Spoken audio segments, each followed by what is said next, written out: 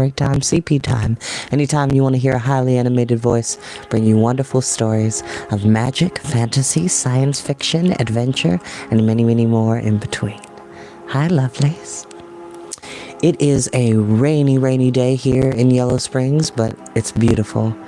I love the rain. I feel like the rain is, well, I've had a lot of memories involving rain from my youth, but rain is so cleansing and freeing. It reminds me of emotions and how our emotions just fall and ebb and flow in streams, facets of how we feel in the moment. And sometimes happiness can rain down on us, sadness can rain down on us, anger can rain down on us, disappointment, fear, joy, peace, calm. All these things can rain down on us. And it reminds me of one of my favorite anime and manga of all time, which is Bleach. Bleach is awesome. A great series. Kids, if you know, you know. Bleach is great. Getsu does about rain, and it's just awesome. What are you talking about? But that's besides the point. We didn't come here to talk story. And how the Baudelaires have landed on an island that's inhabited.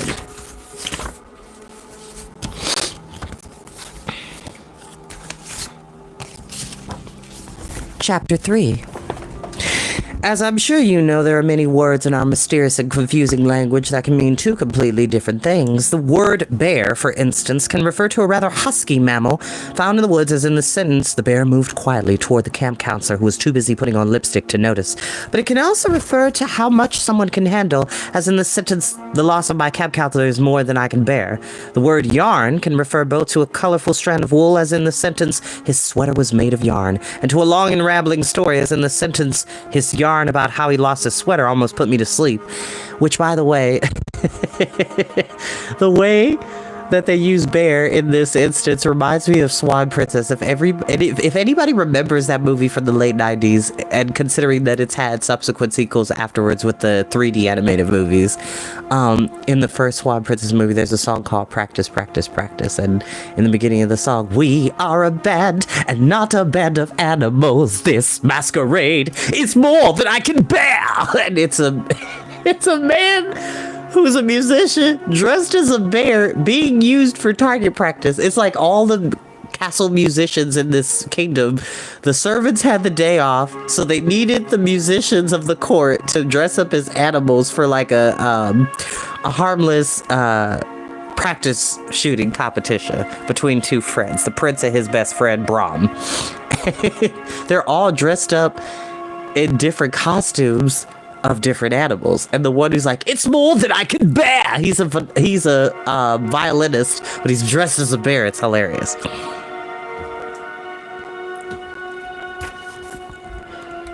The word hard can refer both to something that is difficult and something that is firm to the touch, and unless you come across a sentence like the bear's bare hand hard, the bear's bare hard yards, you're likely to be confused, which I was confused just reading that.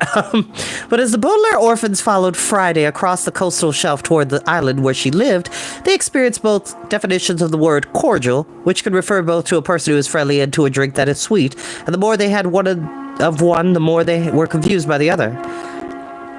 Perhaps you would care for some coconut cordial, Friday said in a cordial tone of voice, and she reached down to the seashell that hung around her neck. With one slim finger, she plucked out a stopper, and the children could see that the shell had been fashioned into a sort of canteen. You must be thirsty from your journey through the storm. We are thirsty, Violet admitted, but isn't fresh water better for thirst? There's no fresh water on the island, Friday said. There's some salt waterfalls that we use for washing, and a saltwater pool that's perfect for swimming. But all we can drink is coconut cordial. We drain the milk from coconuts and allow it to ferment. Hold on, because I'm getting a message. There we go. All right, we're good. Ferment? Sonny asked. Friday means that the coconut milk sits around for some time and undergoes a chemical process making it sweeter and stronger, Klaus explained, having learned about fermentation in a book about a vineyard his parents had kept in the Baudelaire library. The sweetness will wash away the taste of the storm, Friday said, and passed the seashell to the three children. One by one, they each took a sip of the cordial. As Friday had said, the cordial was quite sweet, but there was another taste beyond the sweetness. Something odd and strong that made them a bit dizzy. Violet and Klaus both winced as the cordial slipped thickly down their throats, and Sunny coughed as soon as the first drop reached her tongue. It's a little strong for us, Friday, Violet said, handling the seashell back to Friday. You'll get used to it, Friday said with a smile. When you drink it at every meal, that's one of the customs here. I see, Klaus said, making a note in his commonplace book. What other customs do you have? Not too many, Friday said, looking first at Klaus's notebook and then around her, where the Baudelaires could see the distant figures of the other islanders, all dressed in white, walking around the coastal shelf and poking at the wreckage they found. Every time there's a storm, we go storm scavenging and present what we found to a man named Ishmael. Ishmael has been on this island longer than any of us, and he injured his feet some time ago and keeps them covered in island clay, which is healing powers. Ishmael can't even stand, but he serves as the island's facilitator. Demark? Sunny asked Klaus. A facilitator is someone who helps others people make decisions, Middle Baudelaire explained. Friday nodded in agreement. Ismail decides what detritus might be of use to us and what the sheep should drag away. There are sheep on the island? Violet asked. A herd of wild sheep washed up on our shores many, many years ago, Friday said, and they roam free except when they're needed to drag our scavenged items to the Arboretum or the far side of the island over that brae over there. Brae? Sunny asked. A brae is a steep hill, Klaus said, and an arboretum is a place where trees grow. All that grows on this island's arboretum is one enormous apple tree, Friday said, or at least that's what I've heard. You've never been to the far side of the island? Violet asked. Noah goes to the far side of the island, Friday said. Ishmael says it's too dangerous with all the items the sheep have brought there. Nobody even picks up the bitter apples from the tree except on Decision Day. Holiday? Sunny asked. I guess it's something of a holiday, Friday said. Once a year, the tides turn in this part of the ocean, and the coastal shelf is completely covered in water. It's the one time a year that it's deep enough to sail away from the island. All year long, we build an enormous outrigger, which is a type of canoe, and the day the tides turn, we have a feast and a talon shell. Then anyone who wishes to leave our colony indicates their decision by taking a bite of bitter apple and spitting it onto the ground before boarding the outrigger and bidding us farewell. Yuck! The youngest Baudelaire said, imagining a crowd of people spitting up apple. There's nothing yucky about it, Friday said with a frown. It's the colony's most important custom. I'm sure it's wonderful, Violet said, reminding her sister with a stern glance that it's not polite to insult the customs of others. It is, Friday said. Of course, people rarely leave this island. No one has left it since before I was born, so each year we simply light the outrigger on fire. Excuse me. And push it out to sea. Watching a burning outrigger slowly vanish on the horizon is a beautiful sight. Oh, excuse me. I think somebody's talking about me. Ooh. It sounds beautiful, Klaus said, although the Middle Baudelaire thought it sounded more creepy than beautiful. But it seems a waste to build a canoe every year only to burn it up. It gives us something to do, Friday said, with a shrug. Besides building the outrigger, there's not much to occupy us on the island. We catch fish and cook meals and do the laundry, but that still leaves much of the day unoccupied. Cook? Sunny asked eagerly. My sister is something of a chef, Klaus said. I'm sure she'll be happy to help with the cooking. Friday smiled and put her hands in the deep pockets of her robe. I'll keep that in mind, she said. Are you sure you don't want another sip of cordial? All three Baudelaires shook their heads. No, thank you, Violet said, but it's kind of you to offer. Ismail says that everyone should be treated with kindness, Friday said, unless they are unkind themselves. That's why I left that horrible man Count Olaf behind. Were you traveling with him? The Baudelaires looked at one another, unsure of how to answer this question. On one hand, Friday seemed very cordial, but like the cordial she offered, there was something else besides sweetness in her description of the island. The colony's customs sounded very strict, and although the siblings were relieved to be out of Count Olaf's company, there seemed something cruel about abandoning Olaf on the coastal shelf, even though he certainly would have done the same to the orphans if he had the opportunity. Excuse me. Violet, Klaus, and Sunny were not sure how Friday would react if they admitted being in the villain's company, and they did not reply for a moment, until the middle Baudelaire remembered an expression he had read in a novel about people who were very, very polite. It depends on how you look at it, Klaus said, using a phrase which sounds like an answer but scarcely means anything at all. Friday gave him a curious look, but the children had reached the end of the coastal shelf and were standing at the edge of the island. It was a sloping beach with sand so white that Friday's white robe looked almost invisible, and at the top of the slope was an outrigger fashioned from wild grasses and the limbs of trees, which looked nearly finished, as if decision day was arriving soon. Past the outrigger was an enormous white tent as long as a school bus. The Baudelaires followed Friday inside the tent and found to their surprise that it was filled with sheep, who all lay dozing on the ground. The sheep appeared to be tied together with thick frayed rope, and towering over the sheep was an old man smiling at the Baudelaires through a beard as thick and wild as the sheep's woolly coats. He sat in an enormous chair that looked as if it were fashioned out of white clay, and two more piles of clay rose up where his feet should have been. He was wearing a robe like Friday's and had a similar seashell hanging from his belt, and his voice was as cordial as Friday's as he smiled down at the three siblings. "What have we here?" he said. I found 3 castaways on the coastal shelf, Friday said proudly. "Welcome, castaways," Ismail said. "Forgive me for remaining seated, but my feet are quite sore today, so I'm making use of our healing clay. It's very nice to meet you." It's nice to meet you, Ishmael, said Violet, who thought healing clay was of dubious scientific efficacy, a phrase which here means unlikely to heal sore feet. "Call me Ish," said Ishmael, leaning down to scratch the heads of one of the sheep. "And what shall I call you?" Violet, Klaus, and Sunny Baudelaire, Friday chimed in before the siblings could introduce themselves. "Baudelaire?" Ismail repeated and raised his eyebrows. He gazed at the three children in silence as he took a long sip of cordial from his seashell, and for just one moment his smile seemed to disappear, but then he gazed down at the siblings and grinned heartily. "We haven't had new islanders in quite some time. You're welcome to stay as long as you like, unless you're unkind, of course." "Thank you," Klaus said as kindly as he could. "Friday has told us a few things about the island. It sounds quite interesting." "It depends on how you look at it," Ismail said. "Even if you want to leave, you only have the opportunity once a year. In the meantime, Friday, why don't you show them to a tent so they can change their clothes? We should have some new woolen robes that fit you nicely." "We would appreciate that," Violet said. "Our concierge uniforms are quite soaked from the storm." "I'm sure they are," Ishmael said, twisting a strand of beard in his fingers. "Beside, our custom is to wear nothing but white, to match the sand of the islands, the healing clay of the pool, and the wool of the wild sheep. Friday, I'm surprised you're choosing to break with tradition." Friday blushed and her hand rose to the sunglasses she was wearing. I found these in the wreckage, she said. The sun is so bright on the island, I thought they might come in handy. "I won't force you," Isabel said calmly, "but it seems to me you might prefer to dress according to custom, rather than showing off your new eyewear." "You're right, Ismail," Friday said quietly, and removed her sunglasses with one hand while the other hand darted into one of her robe's deep pockets. "That's better," Ismail said, and smiled at the Baudelaires. "I hope you will enjoy living on this island," he said. "We're all castaways here for one storm or another, and rather than try to return to the world, we built a colony safe from the world's treachery." "There was a treacherous person with them," Friday piped up eagerly. "His name was Count Olaf, but he was so nasty that I didn't let him come with us." "Olaf?" Ismail said, and his eyebrows raised again. "Is this man a friend of yours?" "Fat chance," Sunny said. "No, he isn't," Violet translated quickly. "To tell you the truth, we've been trying to escape from Count Olaf for quite some time." "He's a dreadful man," Klaus said. "Same boat," Sunny said. Ismail said thoughtfully. "Is that the whole story, Baudelaires?"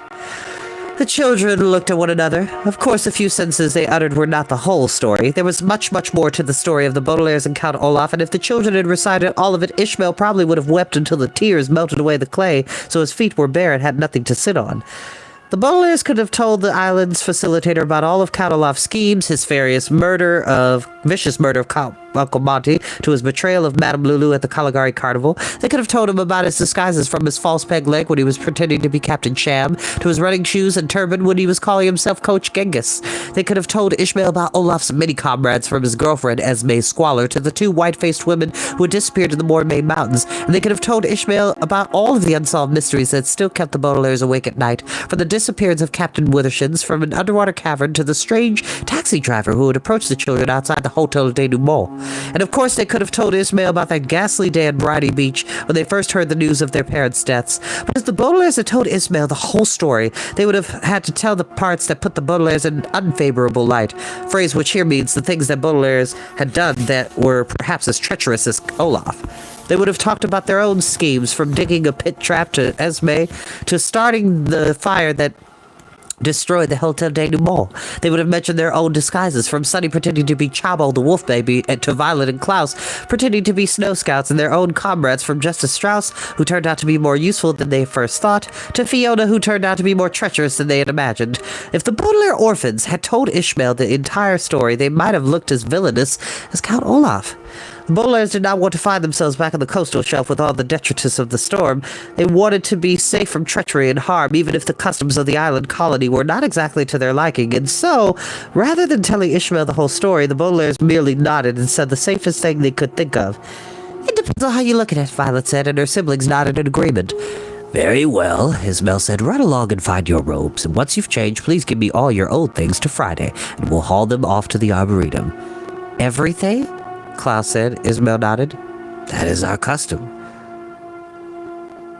"Ocula Klaus?" Sunny asked, and her siblings quickly explained that she meant something like, "What about Klaus's glasses?" "He can scarcely read without them," Violet added. Ishmael raised his eyebrows again. "Well, there's no library here," he said quickly with a nervous glance at Friday, "but I suppose your eyeglasses are of some use. Not hurry along, Baudelaires, unless you're like a sip of cordial before you go." "No, thank you," Klaus said, wondering how many times he and his siblings would be offered this strange, sweet beverage. "My siblings and I tried some and didn't care much for the taste." "I won't force you," Ismael said again, "but your initial opinion on just about having anything may change over time. See you soon, Baudelaires." He gave them a small wave, and the Baudelaires waved back as Friday led them out of the tent, and farther up here where more tents were fluttering in the morning breeze. "Choose any tent you like," Friday said. "We all switch tents each day, except for Ishmael because of his feet." "Is it confusing to sleep in a different place each night?" Violet asked. "It depends on how you look at it," Friday said, taking a sip from her seashell. "I've never slept any other way." "Have you lived your whole life on this island?" Klaus said. "Yes," Friday said. "My mother and father took an ocean cruise while she was pregnant and ran into a terrible storm. My father was devoured by a manatee, and my mother was washed ashore when she was pregnant with me. You'll meet her soon. Now please, hurry up and change." "Prompt," Sunny assured her, and Friday took her hand out of her pocket and shook Sunny's. The Baudelaires walked into the nearest tent, where a pile of robes lay folded in one corner. In moments they changed into their new clothes, happy to discard the concierge uniforms which were soaked and salty from the night's storm. When they were finished, however, they stood and stared for a moment at the pile of damp cloth. The Baudelaires felt strange to don the garments of shibboleth, a phrase which here means wear the warm and somewhat unflattering clothing that was customary to people they hardly knew. It felt as if the three siblings were casting everything away that had happened to them prior to their arrival on the island. Their clothing, of course, was not the Baudelaires' whole story, as clothing is never anyone's whole story, except perhaps in the case of Esme Squalor, whose villainous and fashionable reputation revealed just how villainous and fashionable she was.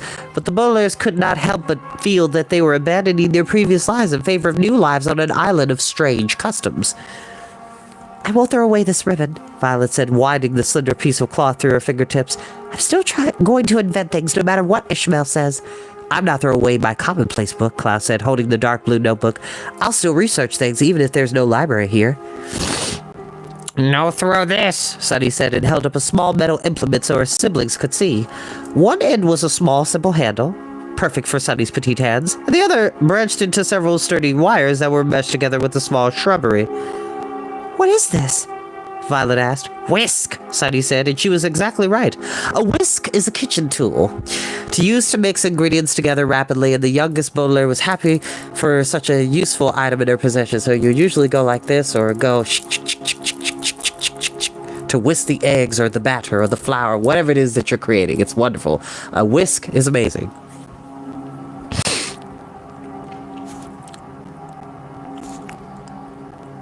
"Yes," Klaus said. "I remember her father used to use it when he prepared scrambled eggs.